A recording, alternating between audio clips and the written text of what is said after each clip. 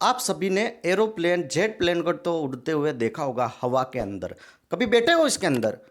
आपको पता है ये कितनी हाइट पर उड़ते हैं? जो एरोप्लेन होते हैं, जेट प्लेन होते हैं, गैस करके बताइए, कमेंट बॉक्स में लिखिए। जो एरोप्लेन वगैरह होते हैं, जो जेट प्लेन होते हैं, ये 9 से 12 किलोमीटर की रेंज में उड़ते हैं। कितने? 9 से 12 किलोमीटर समुद्र तल से ऊंचाई पर उड़ते हैं। कितने? 9 से 12 किलोमीटर। और अगर मैं फिट की बात करूं तो 35 से 42 हज़ार फिट की रेंज में उड़ते हैं। 35 से 42 हज़ार फिट की रेंज में उड़ते हैं। 9,000 से 12,000 मीटर और 9 से 12 किलोमीटर की रेंज में आपके एरोप्लेन हो गए, जेट प्लेन हो गए, ये इतनी हाइट पर फ्लाई करते हैं। क्लियर है? दैट इज फ्रॉम समुद्र तल। ओके, अब यहां से क्वेश्चन बनता है कि the pressure inside the cabin of aircraft flying eight altitude is. ये कह रहा है कि जो भी आर का एयरक्राफ्ट फ्लाई कर रहा है, जो भी हवा में उड़ रहा है, हवाई जहाज वगैरह, तो इनका जो केबिन वगैरह होता है, इनके अंदर प्रेशर कितना होगा। ऑप्शन कह रहा है the same as that outside. जो प्लेन है उसके बाहर जितना प्रेशर होगा उसके इक्वल होगा। बाहर सेकंड कह रहा है less than the outside. Outside बाहर की तरफ जितना प्रेशर है उससे कम होगा। सी कह रहा मोर देन द आउटसाइड।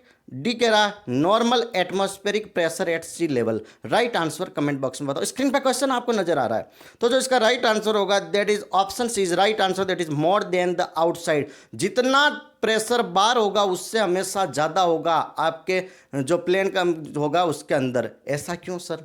देखिए नॉर्मली अब आपकी हाइट कितनी हो रही है? 35 से 40 हज़ार फीट, समझ रहे हो?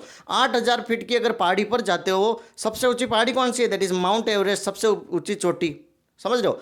तो माउंट एवरेस्ट है सबसे ऊंची। एवरेस्ट कौन सी अपने वर्ल्ड के अंदर? That is mount Everest, 8,848 kilometre. वहाँ पर भी ऑक्सीजन की कमी हो जाती है। जब आप 16,000 किलोमीटर 16,000 फीट की हाइट पर जाते हो तो माय डियर फ्रेंड वहाँ पर ऑक्सीजन का लेवल हाफ हो जाएगा।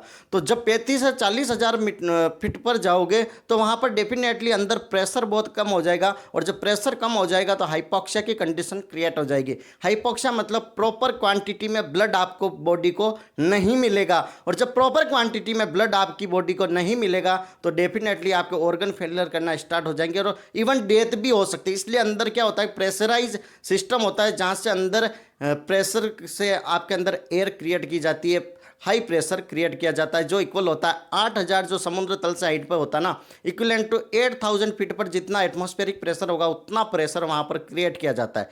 भाई प्रेशराइजिंग सिस्टम यहाँ पर क्या होगा? कंप्रेसर होता है, टर्बाइन होते हैं, हीट एक्सचेंजर होते हैं, और यहाँ पर कंट्रोलिंग वॉल वगैरह भी होते हैं। उससे आपके अंदर का प्रेशर मेंटेन कर दिया जाता है, और ज़्यादा हो जाएगा से ज़्यादा तो उसको एग्जॉस्ट वाल्व से मेंटेन रखा जाता है। तो समझ में आ गया है आउटसाइड से अंदर का प्रेशर ज़्यादा क्यों रखा जाता है? ताकि आपकी हाइपोक्सिया की कंडीशन क्रिएट ना हो। Thank you so much. Channel पर नए हो तो लाइक से सब्सक्राइब